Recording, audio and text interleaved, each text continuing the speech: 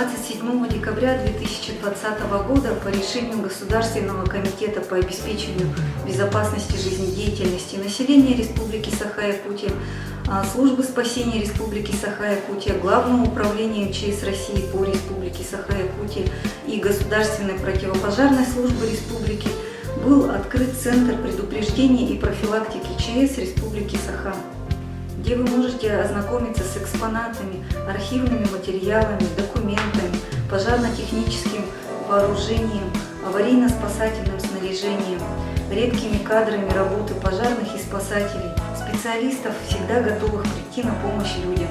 В Центре предупреждения и профилактики ЧС Республики Саха-Якутия вы узнаете о становлении Якутской территориальной подсистемы РСЧС, о службах, которые стоят на страже безопасности Якутии. Здравствуйте! Сегодня в рамках нашего занятия мы проведем с вами небольшой урок о пожарной охране. Перед вами находится ТОК-200. В переводе теплоотражательный костюм 200 это до 200 градусов он имеет возможность работать. Он предназначен для тушения пожара с высокой температурой, именно ЛВЖ, ГЖ, в переводе легко воспламеняющая жидкость, горючие жидкости и других нефтепродуктов. Справа от меня расположены ручные пожарные стволы, которые используются нами при тушении пожара. Самый эффективный используемый ствол – это ручной ствол Б. Его пропускная способность 3,5 литра в секунду. Эффективная глубина тушения пожара – это 5 метров. Он состоит из соединительной головки диаметром 51 мм, корпуса, самой ручки перекрывной. В моих руках находится ручной аварийно-спасательный инструмент. По-другому мы его называем хулиган. Мы его используем при вскрытии двери, но также можно использовать его при разборке конструкции. Перед вами находится дыхательный аппарат АП-Омега, который позволяет нам работать в непригодной для дыхания среды. Он состоит из подвесной системы, поясной ремень, 2 плечевых ремня, также идет манометр с сигнальным устройством, которое позволяет газодымозащитникам определить время выхода, контрольное время для выхода. Есть маска газодымозащитника, а также у него имеется баллон дыхательный с сжатым воздухом. Слева от меня расположена боевая одежда пожарного. Она состоит из каски, из куртки, из пояса пожарного. Также в поясе пожарного имеется карабин, штаны и обувь. Сама боевая одежда покрыта огнеупорным материалом. Сегодня я вам расскажу историю развития и становления гражданской обороны Якутии. У нас с 1092 года создан Государственный комитет по чрезвычайным ситуациям, как видите, и ликвидации последствий стихийных бедствий в Республике Саха-Якутия. После чего в 1998 году создано у нас Министерство Республики Саха-Якутия.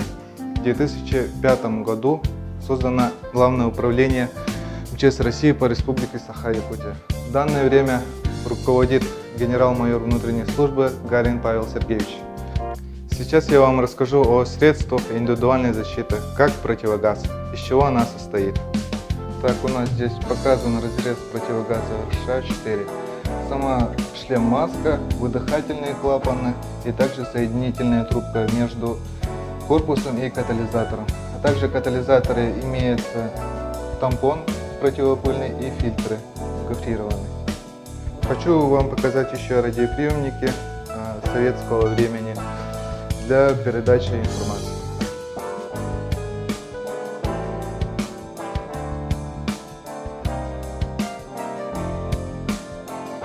Это костюм АЗК, предназначенный для защиты тела от химической и радиационной атаки. Также тут представлены средства медицинской защиты. Здравствуйте, ребята! Мы представляем Центр ГИНС Главного управления МЧС России по Республике Саха-Якутия. 15 июня 1984 года образовался ГИНС. В наши функции входят проведение профилактических бесед по безопасности на водных объектах в пределах своей компетенции, надзор за правильным пользованием поднадзорными судами, это маломерными судами. Сейчас мой коллега продемонстрирует средства спасения, индивидуальные средства спасения на водных объектах. Рассмотрим индивидуальное средство спасения – это спасательный жилет. Он у нас оранжевого цвета, чтобы в ночное и дневное время было человека очень сильно видно на воде, особенно в темное. Данный жилет имеет светоотражающие ленты, которые помогают при попадании на них свет человека также будет заметным. И у любого спасательного жилета, как правило, присутствует ремни безопасности, чтобы жилета при погружении в воду человек из него не выскакивал. Также мы рассмотрим один из немаловажных элементов спасения – это всем известный спасательный круг. Далеко не все знают его преимущества, почему он сделан именно из пластмассы, почему он не резиновый. Это такие элементарные вещи, как резину можно будет проколоть или сдуть, а пластмассовый круг никогда не сдуется. Но надо учитывать, что при броске человеку данного спасательного круга нельзя бросать в человека, надо бросать только около человека, чтобы не травмировать человека и так без того, который находится в сложной ситуации. Есть еще одно немаловажное, но не такое габаритное средство спасения – это конец Александрова. Он из себя представляет 15 метров специальной веревки, которая тоже окрашена оранжевого цвета и состоит из специальной ткани, которая держится на воде и не тонет. Данный конец Александрова также бросается утопающему, другой конец остается у спасателя, и человек подтягивается к берегу либо к лодке, смотря где произошло происшествие. Также одним из немаловажных для работы приспособлений у нас есть такой прибор, как Пикор-лед. Это прибор, который позволяет замерять толщину льда, независимо от участка реки, будь то это озеро, либо водный объект, либо сама река Лена. Но и бабушкин или дедушкин старый метод бурения, он до сих пор остается актуальным. Это самый точный замер можно сделать только благодаря нему и за счет импровизированной линейки. Поэтому будьте на воде аккуратнее и слушайте спасателей. Ну вот, ребята, вам показали индивидуальные средства спасения. Берегите себя и своих близких, соблюдайте меры безопасности на водных объектах во избежание несчастных случаев. История становления государственного бюджетного учреждения РСЯ «Служба спасения Республики Саха-Якутия» берет свой отсчет с 1 января 1993 года. За это время служба поменяла несколько названий. С момента создания в течение 10 лет службой руководил Прокопий Прокопьевич Кириллин, заслуженный спасатель Российской Федерации. На данный момент службу спасения возглавляет Михаил Вячеславович Шестаков, ранее занимавший руководящие должности в системе МЧС России. Служба спасения Республики Саха-Якутия осуществляет свою деятельность по 3 направлениям: проведение аварийно-спасательных и других неотложных работ, проведение работ в области гражданской обороны, осуществление работ по мониторингу и прогнозу чрезвычайных ситуаций. Основным оперативным звеном является управление поисково-спасательных работ, в которые входят 3 подразделения. Это аэромобильное, автомобильное и водолазное, а также 6 межрайонных подразделений, расположенных в городе Якутске, в Алданском, в Нерюнгринском, в Ленском, Верхневилюйском, Нюрбинском, Сунтарском, Среднеколымском районах.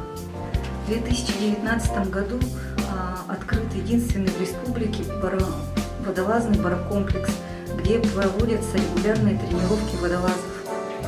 Водолазное подразделение единственное в мире осуществляет погружение при низких температурах до 57 градусов Цельсия. Одно из направлений работы службы спасения Республики Саха – практическое применение беспилотных летательных аппаратов, квадрокоптеров, которые применяются для поиска людей, мониторинга пожароопасных зон. При помощи них выявляются очаги пожаров и подтопления в период весеннего половодья. Служба спасения Республики Саха располагает разнообразной специальной техникой и оборудованием, аварийно-спасательными автомобилями, гидравлическим, пневматическим, электрическим специальным оборудованием, различными транспортными плавсредствами, средствами поиска спасения пострадавших, медицинским снаряжением, изолирующими костюмами, дыхательными аппаратами для работы в газовых средах и под водой, также средствами жизнеобеспечения, газовыми детекторами, индивидуальными средствами защиты, индивидуальными малогабаритными рационами питания, радиостанциями ближней и дальней радиосвязи. Также подразделения службы спасения занимаются ликвидацией аварийных розливов нефтепродуктов. Специалисты службы спасения постоянно совершенствуют профессиональные навыки, внедряя в практику поисково-спасательных работ передовые технологии, новейшие технические разработки, современные научные достижения. Главная задача личного состава службы спасения Республики Саха-Якутия – первыми прийти на помощь людям и спасти человеческие жизни. Сегодня мы хотели бы провести с вами небольшой мастер-класс по первой помощи. Первая помощь – это широкое понятие. И сегодня мы поговорим с вами о самой-самой первой помощи, о которой должны знать все, от первоклассника до профессионального спасателя. Представьте себе, вы с другом катаетесь на горке, и вдруг он скатился, и не встает, и не шевелится, и не отзывается. Что делать в такой ситуации? Первое, что вы можете сделать, это, конечно, вам необходимо не растеряться, хотя это сложно, я понимаю, но вы должны наклониться к своему товарищу и проверить, есть ли у него пульс. Если пульс есть, значит человек жив и наверняка дышит. Пульс можно проверить очень просто. Лучше всего проверять его на шее. Я сейчас покажу, как это делать. Нужно двумя пальцами руки нащупать на шее сонную артерию, которая должна пульсировать. Я, например, делаю по-другому. Я беру открытую ладонь и кладу на шею полностью. Таким образом, мне легче нащупать пульс. Если вы нащупали пульс, вы поняли, что он жив, нужно произвести второе действие для того, чтобы обезопасить своего товарища от того, чтобы он не захлебнулся, например, слюной. Если он лежит на спине, человек в бессознательном состоянии глотать не может. Поэтому необходимо его повернуть на бок и придать ему устойчивое боковое положение. И сейчас мы с Надеждой Ивановной и с Александром вам покажем, как это делается. Итак, отрабатываем прием придания пострадавшему устойчивого бокового положения. Для этого, оказывающий помощь поднимает одну руку пострадавшего наверх, вторую руку кладет ему на грудь, и руку, колено сгибается до упора, кладется так. Пострадавший толкается одной рукой в колено, другой в локоть. И он легко, абсолютно переворачивается и поднимает устойчивое боковое положение. Когда у него свободные дыхательные пути, заметьте, голова у него лежит на руке, в случае каких-то переломов шейных позвонков или там, позвоночника, значит, это также подстраховывает человека. И третье действие заключается в том, чтобы вызвать скорую помощь. Для этого вы должны взять в руки телефон. Предварительно можно громко позвать на помощь, не отходя от лежащего товарища. Так вот, взяв в руки телефон, вы должны набрать телефон скорой помощи 103. Телефон скорой помощи 103.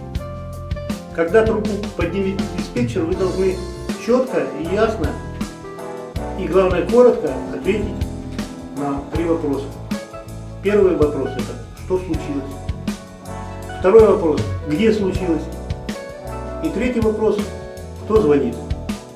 Я вам сейчас приведу пример. На вопрос, что случилось, нужно отвечать так. Юноша 13-15 лет, или девушка 13-15 лет лежит на земле, не подавая признаков жизни. Пульс есть, видимых травм нет. Это короткая информация, которую нужно довести до диспетчера. Второе, о чем нужно сказать. Где это произошло? Привожу пример. Пострадавший находится по улице Лермонтова, 22, дробь 1, детская площадка. И третье. Нужно обязательно представиться и сказать, кто вы, родственник, брат, одноклассник. Привожу пример. Звонит Иванов Петя, я его одноклассник. Или я одноклассник потерпевшего. Трубку вы можете положить только после того, как трубку положит диспетчер. Вы должны дождаться, пока он сам не отключится. И что очень важно, до приезда скорой помощи вы должны находиться рядом со своим товарищем, рядом со своим другом. Самое главное, если даже не знаете и не умеете оказывать какую-то другую первую помощь, вы уже можете помочь тем, что вы позвоните по телефону, сообщите о том, что случилось, позовете на помощь взрослых и будете находиться рядом с другом до приезда скорой помощи. О других приемах оказания первой помощи вы узнаете на следующем занятии. А теперь желаю всем жить долго, без травм, болезней и огорчений. Будьте всегда в ряду первых. Всего хорошего.